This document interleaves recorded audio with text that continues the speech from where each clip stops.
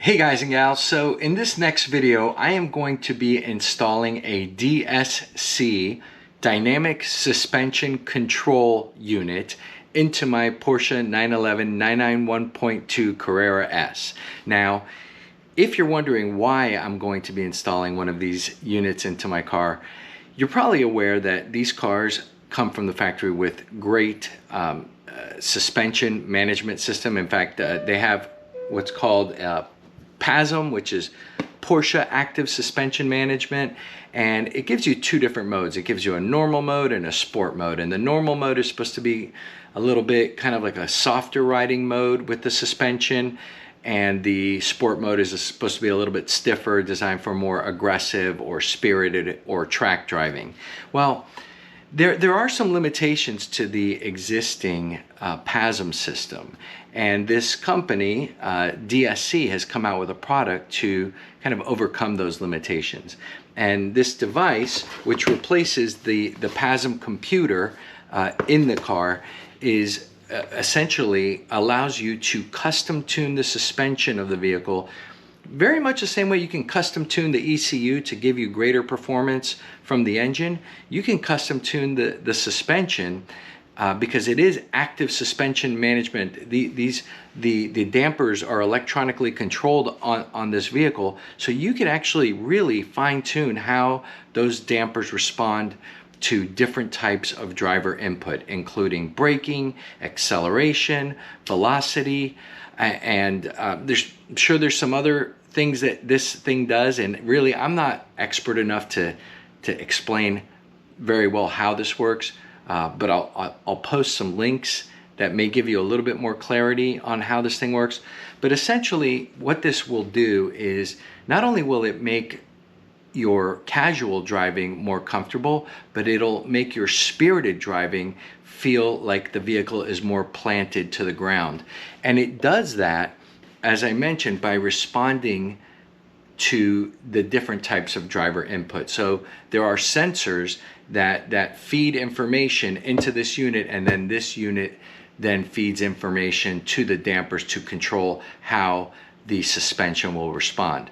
So it'll give you, for instance, when you're doing hard acceleration or hard braking, it will modify the way the suspension reacts in order to keep the car feeling more planted on the ground. But it'll also help the car respond better as you're turning sharply into corners, and it'll even help the car respond better as you're driving over bumpy roads. So the question is, why wouldn't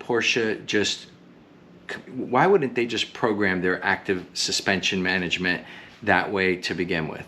Well, we've learned over the years that there's always ways to improve things with our vehicles. And even though this is such a great vehicle, straight off the assembly line, there's always ways you can improve these vehicles. I mean, you can tune the engine, as you may have seen in one of my other videos. You can get, an extra 100 horsepower very easily. You can add bigger brakes. You can change the exhaust. You can change the shifting mechanism. There's lots of things you can do to make the vehicle better, and changing out the Porsche Active Suspension Management computer for this DSC is just another one of those ways to have an incremental improvement in performance. So if you like what you're about to see, don't forget to hit like, comment, and subscribe, and let me know what you think. But in a moment, I'm going to unbox the DSC for you so you can see what it looks like, and then we are going to go ahead and install it in the vehicle. So stay tuned, because there's more to come. Okay, so here's the box as it arrived to me just a few days ago. You could see on the box, this came actually with this handwritten information on here. It does say 991.2. Looks like a manufacturer date of February 4th, 2024, which was just a few weeks ago. So this is indeed the latest version that has the latest file, which is called the RS file. And basically this is the most currently available version of this product for my vehicle. So it comes with just one of these cables. It came with this cable. I bought a longer cable, and this cable is used to, again, to connect this device here to a laptop computer so that you can really custom tune the suspension for this vehicle. But really, like I said, I'm not going to be doing any major tuning to the suspension other than to adjust this to the ride height of my vehicle. But basically, this is the device. I've seen this before. I've been researching this product for a few years, kind of just reading people's reviews. I always thought this was metal and that these were heat sinks, but in actuality, this is just a plastic enclosure. There you can see, once again, this is the it shows here that it's made for the 991.2, and actually shows a date of 2/13/24. So the number on the outside of the box is slightly different. Nonetheless, this is the device that I'm going to be putting in the car, and this will replace a device that is almost the exact same size as this. So all we have to do is unplug the one that's in the car, plug this one in, and it's ready to go. And then this here, this is where you would connect the cable, which would connect to a laptop computer if you want to do any kind of custom programming. Again, I'm just going to be programming this for the ride height, for the lowered ride height of my vehicle. So the installation of this is really simple. In actuality, it only takes a couple of minutes, but I will show you how it's done, even though there's a lot of videos out there that show how to do it. And again, it's a super easy install. And then I hope to be able to share with you some of my initial impressions once I'm able to take the car out for a drive. But this is it. This is the device. And now on to the installation. All right, so to get the DSC controller installed, we have to get in the car and we have to remove that carpeted area in the back. Let me just get a little light on that. There we go. So this area right here, we have to lift this up. If you recall, we had to do that when we installed the springs, the rear springs for the suspension. Well, now we're going to have to lift that section up to expose the PASM controller, which we will be removing and replacing with the DSC controller. So I'm going to position the camera so that I can get a good recording of that. All right, so here we have the controller and the cable ready to go. So you just have to lift this piece up here. It just pops up. Hopefully you're able to see what I'm doing. There we go. Lifts it up right there, and okay. So hopefully you could see that. What I've done here is I've lifted up this here, and this here, I'm really hoping that I'm capturing this well. This here is the existing controller. So what we do is we pull this out.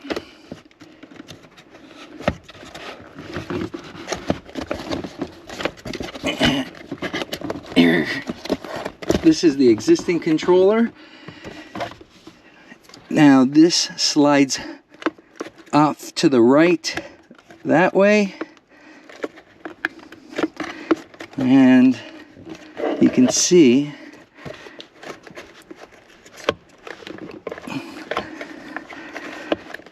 alright, hang on just a sec. Okay, so what you do here is you slide this thing off to the right, like, well, let me do the one on the left first. This one slides off a little easier. There. And then this one here, you just pull it off to the right. And oh, I know it's about to pop off. There we go.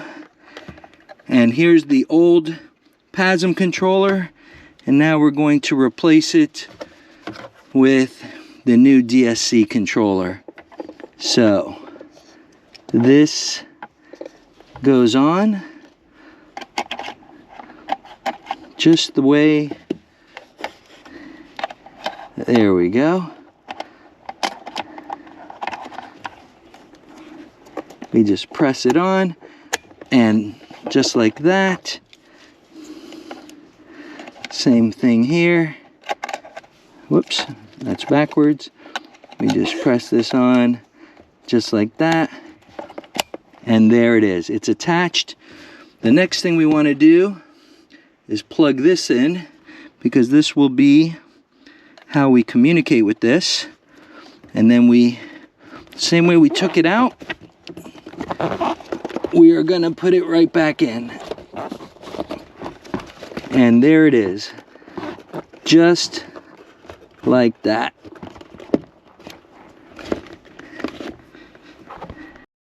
So now that this is positioned all back in there just the way it was, this is the cord that will be connected to the laptop. So I'm just gonna go ahead for right now and kind of just put all this stuff back.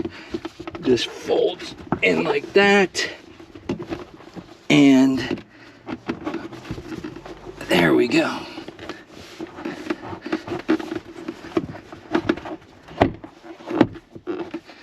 So the question is going to be, what do I do with all this remaining cord here? Now, this fits there nicely. I will probably, once I'm done setting everything up on the laptop with the ride height sensors and zeroing it out, I will probably go ahead and come back here and retuck that back in. But for now, I'm going to leave this out. I could even go ahead and put the seats back up if I want. It's not pinching at all there, and should be no problem. There it is, and we will go on to the next step now. Well, there we are. So just wanted to show this one more time before I put this away. I'll be just putting this in the DSC box to save it for if I ever decide to take it out, the DSC. I'll just be able to pop this back in. But you can see this is the original PASM. You can see right there it says PASM, and this is the Porsche part. And you can see here that this says it's made in the Philippines. So not everything that's in a Porsche is made in Germany. As not that you would expect that this controller be made in Germany, but anyways, this is it. Looks a little different from the DSC in that this is a metal enclosure versus the plastic, but otherwise it's probably very similar on the inside. All right, to be continued. All right, so the first thing I'm going to need to do is turn on the ignition, make sure that nothing blows up here, we don't get any kind of errors of any kind. Let's see, close the door. Turn off the parking sensor. All right, so everything looks good, no warning lights. So the next thing I'm going to do is connect the computer and zero out the ride height for this vehicle. But no warnings appearing, everything looks good, and we are going to move forward with the zeroing of the ride height. All right, we're going to try to make this thing work here. So first things first, you turn the ignition on. Let me turn off the proximity sensor, turn off the AC, which I don't need because I am sitting in my garage. We're going to go ahead and plug the, there we go, I heard it connect. Launch DSC. First we're going to hit File. Well, let me blow up the screen. We're going to hit File here. We want to make sure the correct vehicle type is selected. And now it is. That's the 9X1. That's the first one. The next thing we want to do is we want to do, and this is according to a video I watched on the DSC website, we want to reset the board. Apparently that's good practice. It says board is reset. Okay. Now after resetting the board, we're going to go into Tools, Record Data Log. You start to record the data log, you hit text here, and you can see, oh, I can see now that the ride height has now been zeroed out. Just so that you know, I actually went and tried to do this prior to recording this, And it seems that now the ride height is zeroed out. So this did in fact work. But what I did was I went ahead and stopped this. I went over, again, they recommend that you always do that reset board thing. You do that, and then you go to settings here, and then you hit zero travel. It's gonna trigger some warnings on the dashboard. You click set ride height sensors to 0, you say yes, you click OK, and the warning lights disappear on the dash. And if we go back now to tools, record data log, let's try that. We go to the record button there, we hit text, and there we have the zeros for left front, left rear, right front, and right rear. So as I said, I actually went through the steps to do this prior to recording this just to make sure I knew what I was doing, and it appears that I had already set the zero ride height. So that's how easy it is, and that's probably the only settings that I am going to change on this DSC controller in the back, unless I ever decide to really get into some serious tracking of the vehicle. But unless I, just for ordinary day-to-day spirited driving, I think this is going to be all that I need to do. So that's it. The next video hopefully will be me sharing my impressions of this DSC controller with you, and we'll be back shortly. Hey guys and gals, hope everyone's well. So it's been about a week since I installed the DSC. I've put about maybe 100 miles or so on the car, mostly just drives around town, spirited drives, going to go get a haircut or going to get groceries, or, just a couple fun little cruises.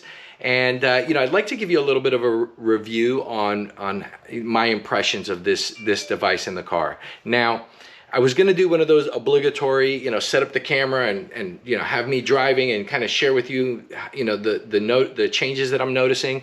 But really, it's hard to really describe all of the changes that you feel in just a very, very short few-minute drive. Where you really start to feel the changes is when you have opportunities to accelerate hard, brake hard, turn hard, that sort of thing. Obviously, if you're just doing spirited drives around town, you'll have the opportunity to feel and experience some of those differences. But if you're really just an easy driver, don't accelerate hard, don't brake hard, don't turn hard, you're probably not going to notice very much change or improvement. With the exception of as you're cruising and driving over, bumpy roads, uneven pavement, which is something that I did feel while driving over familiar bumps in the road. When you're changing lanes and you start driving over the reflectors, or when you're driving into an intersection and there's that kind of change in the pavement, and sometimes like some of the intersections that if I'm driving through in the light screen and I'm going at a pretty good speed, I feel the car kind of like bounce through the intersection a little bit. Now the car feels, and I'm going to use a term that I didn't understand before, but now I understand, the car feels more planted and compliant. And now I understand the meaning of compliance when it comes to suspension.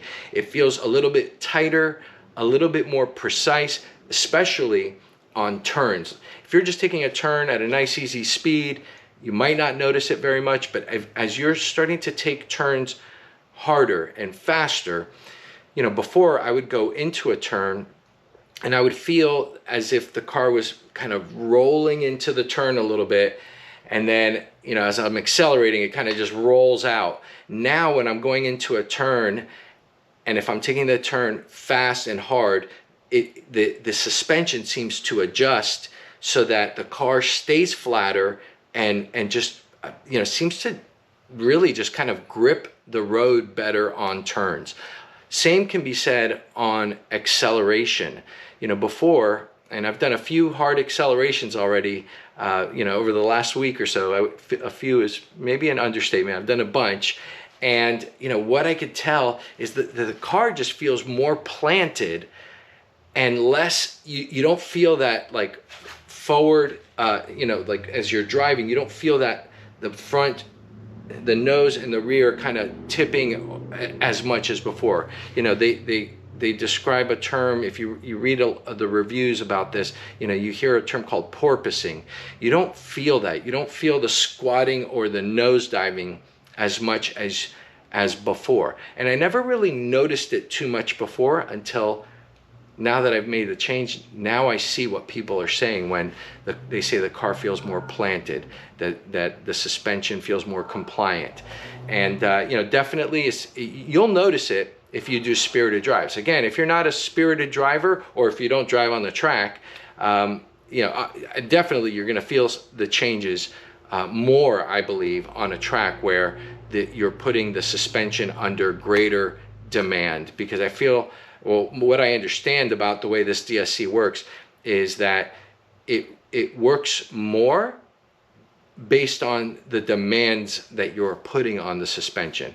You know, if you're just cruising on a perfectly flat road and you're not putting any demands on the suspension, you know, why would you expect it to feel any different? It's not until you're making those turns, accelerating, braking, you know, doing that kind of stuff, that you're going to notice it. So anyways, I really like this mod. I love doing any kind of mod that enhances the driving experience. This was definitely one of them. I think that for some people are not going to find that it's a major improvement, because if you're just cruising around nice and easy, you're really not going to notice very much. It might not be worth it to you if you don't like to drive in a spirited manner. But if you do drive in a truly spirited manner, you should expect to feel a pretty significant difference. So anyways, that's about it. I hope you liked the video. I think that if you watched it all the way to this point, you probably did. And if you did, please don't forget to hit like, comment, subscribe. Let me know what you think. I love the comments and I will respond back. So please share with me your thoughts, and we will see you on the next one. Take care.